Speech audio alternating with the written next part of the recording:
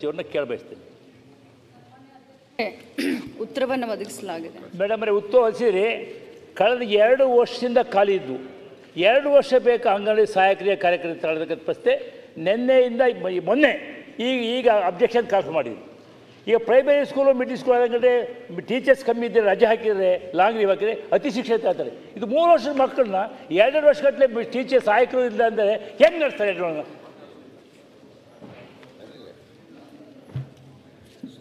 ಸನ್ಮಾನ್ಯ ಅಧ್ಯಕ್ಷರೇ, ಏನು ನಮ್ಮ ಶಾಂತನಗೌಡ ಹೊನ್ನಾಳಿ ಶಾಸಕರು ಪ್ರಶ್ನೆಯನ್ನು ಕೇಳಿದ್ದಾರೆ, ಅದಕ್ಕೆ ನಾನು ಉತ್ತರವನ್ನು ಆಲ್ರೆಡಿ ಅವರಿಗೆ ಒದಗಿಸಿದ್ದೀನಿ. ಬಟ್ ಅವ್ರಿಗೆ ಕ್ಲಾರಿಫಿಕೇಷನ್ ಮಾಡಬೇಕು ಅನ್ನೋಕ್ಕಿಂತ ಮುಂಚೆ ಅವ್ರು ಹೇಳಿದ್ರು 2 ವರ್ಷದಿಂದ ಖಾಲಿ ಇದೆ ಅಂತ ನನಗೆ ಹೇಳ್ತಾ ಇದ್ದೀರಾ.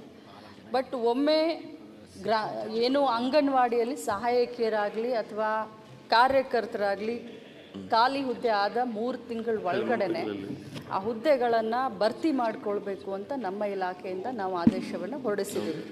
ಇದು ಸಂಪೂರ್ಣವಾಗಿ ಇದು ಜಿಲ್ಲಾಧಿಕಾರಿಗಳು, ಅಂದರೆ ಅಲ್ಲಿ ಒಂದು ಸಮಿತಿ ಇರುತ್ತೆ.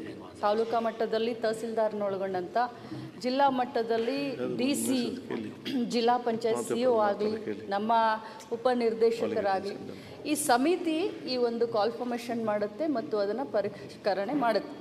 2022 ನಂತರ ಮೊದಲು ಇವನ್ನ ನಾವು ಮ್ಯಾನ್ಯುವಲ್ ಆಗಿ ನಾವು ಹುದ್ದೆಗಳನ್ನು ಭರ್ತಿ ಮಾಡ್ತಾಯಿದ್ವಿ. ಆದರೆ 2022 ನಂತರ ಇದು ತಂತ್ರಾಂಶದ ಮುಖಾಂತರ ಈ ಹುದ್ದೆಗಳನ್ನು ನಾವು ಆನ್ಲೈನ್ ಮೇಲೆ ಹುದ್ದೆಗಳನ್ನು ಭರ್ತಿ ಮಾಡೋಕ್ಕೆ ಶುರು ಮಾಡಿದ್ವಿ ಅಧ್ಯಕ್ಷರೇ. ಯಾಕಂತಂದರೆ ಬಹಳಷ್ಟು ಪ್ರಾಬ್ಲಮ್ಗಳು ಶುರು ಆಯಿತು, ಭಾಳಷ್ಟು ಇನ್ಫ್ಲುಯೆನ್ಸ್ ಆಗೋಕ್ಕೆ ಶುರು ಆಯಿತು, ಕೆಲವು ಜನರಿಗೆ ಅನ್ಯಾಯ ಆಗಲಿಕ್ಕೆ ಶುರು ಆಯಿತು. ಸೊ ಹೀಗಾಗಿ ನಾವು ಇದನ್ನು ತಂತ್ರಾಂಶದ ಮುಖಾಂತರ ಇದನ್ನು ಮಾಡಲಿಕ್ಕೆ ಶುರು ಮಾಡಿದ್ವಿ.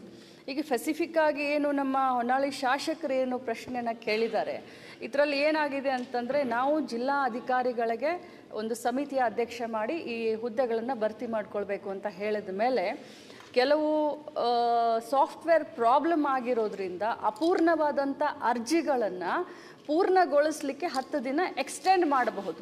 3 ತಿಂಗಳಲ್ಲಿ 40 ದಿನ ಅಂದರೆ 90 ದಿನ ಇದರಿಂದ 100 ದಿನ ಮಾಡ್ಕೊಳ್ಬೋದು, ಎಕ್ಸ್ಟೆಂಡ್ ಮಾಡ್ಬೋದು. ಆದರೆ ಸ್ಪೆಸಿಫಿಕ್ಕಾಗಿ ನಮ್ಮ ದಾವಣಗೆರೆ ಜಿಲ್ಲಾ DC ಅವರು ಏನು ಮಾಡಿದ್ದಾರೆ ಅಂತಂದರೆ, ಸಂಪೂರ್ಣವಾದಂಥ ಇದನ್ನೇ ಕ್ಯಾನ್ಸಲ್ ಮಾಡಿ ರಿಕ್ರೂಟ್ ಮಾಡಲಿಕ್ಕೆ ಅವರು ಆದೇಶವನ್ನು ಕೊಟ್ಟಿರೋದ್ರಿಂದ ಸ್ವಲ್ಪ ಗೊಂದಲ ಆಗಿ ಸ್ವಲ್ಪ ಟೈಮ್ ಜಾಸ್ತಿ ತಗೊಂಡಿದ್ದಾರೆ. ಆದರೆ ತಾವೇ ಸದನಕ್ಕೆ ಹೇಳಿದ ಹಾಗೆ ಈಗಾಗಲೇ ತಾತ್ಕಾಲಿಕ ಪಟ್ಟಿಯನ್ನು ಕೂಡ ಈಗಾಗಲೇ ಪ್ರಕಟ ಮಾಡಿದ್ದಾರೆ. ಬಹುಶಃ ಇನ್ನೊಂದು ವಾರದ ಒಳಗಡೆ ಈ ಸಮಸ್ಯೆ ಬಗೆಹರಿಸ್ತೀವಿ ಅಂತ ಹೇಳಲಿಕ್ಕೆ ಬಯಸ್ತೀವಿ. ಓಕೆ ಮೇಡಮ್, ಇನ್ನು ಮುಂದೆ ಈ ಥರ ಆಗಬಾರ್ದು ಮೇಡಮ್. 2 ವರ್ಷ ಬೇಕು. ಯಾಕೆಂದರೆ ಇದೇ KPS ಎಲ್ಲ ಸ್ಟೇಟ್ ಕಮಿಟಿ ಅಲ್ಲ, ಅಲ್ಲೇ DCಗೆ ಅಲ್ಲೇ ಇರ್ತಾರೆ, ಕಮಿಟಿ ತಾಲೂಕು ಅಧಿಕಾರಿ ಇರ್ತಾರೆ. ಮುಂದೆ 3 ತಿಂಗಳು ಮಾಡಬೇಕಂದ್ರೆ ಸಮಸ್ಯೆಗಳಾಗಲ್ಲ. ಮುಂದೆ ಅದು ಸಹ ರಾಜ್ಯ ರೀತಿ ಆಗದೈತಿ ತಾವು ನೋಡ್ಕೋಬೇಕು ಅಂತ ನನ್ನ ಸಲಹೆ. ಸನ್ಮಾನ್ಯ ಸದಸ್ಯರಿಗೆ ಹೇಳಲಿಕ್ಕೆ ಬಯಸ್ತೇನೆ ಸರ್, ಇದು KPSCನೂ ಅಲ್ಲ, UPSCನೂ ಅಲ್ಲ. ಬಟ್ ಇದಕ್ಕೆ ಬರುವಂಥ ಪ್ರೆಷರ್ಗಳು ಎಲ್ಲ ಶಾಸಕರಿಗೂ ಕೂಡ, ಈ ಅಂಗನವಾಡಿ ಕಾರ್ಯಕರ್ತರು ಸಹಾಯಕಿಯರು ಅಂತಂದರೆ ಮನೆ ಬಾಗಿಲಿಗೆ ಎಲ್ಲರೂ ಬರಲಿಕ್ಕೆ ಶುರು ಮಾಡ್ತಾರೆ.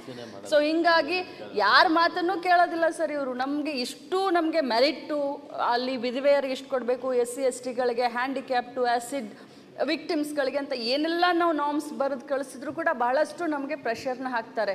ನಿಮ್ಮ ಕಾರ್ಯಕರ್ತರು, ನಿಮ್ಮ ಲೀಡ್ರು, ನಮ್ದು ಒಂದು ಕೆಲಸ ನೀವು ಮಾಡೋದಿಲ್ಲ.